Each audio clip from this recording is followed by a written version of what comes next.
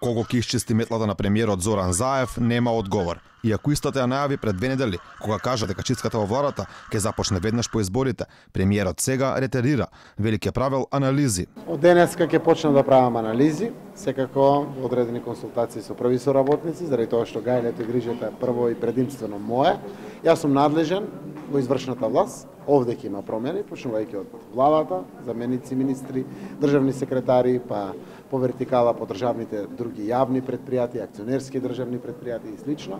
Ден по изборите, оставка од позицијата министер за култура се даде Асаф Адеми, но тој не е дел од метлата на Заев, туку заминува поради здравствени причини, како што самиот информираше. А дали антикорупцијска ќе му помогне на Зоран Заев, од каде да почне со чистењето?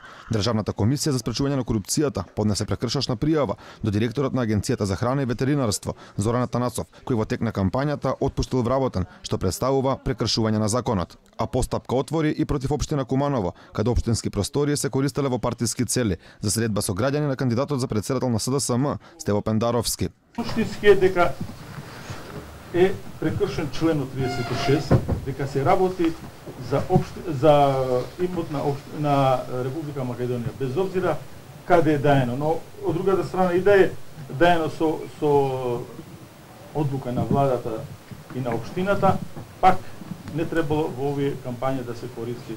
Без обзира на другите факти, е констатирано дека се работи за објект имот на Република Македонија. Согласно тоа е прекршен членот 36. Градоначалникот Максим Димитриевски во своја одбрана вели дека општината никогаш немала надлежност на тие простории, иако од 2006 година таа е во владење на Куманово со одлука на владата.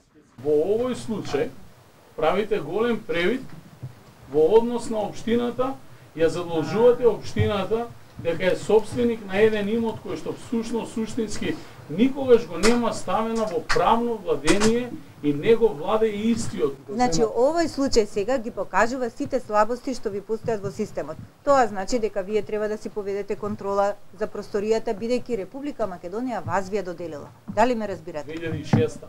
2006, ако, добро, без разлика. Вие сте го наследиле тоа, сте наследиле состојбата, меѓутоа вие сте сега тој што треба да го уреди тоа.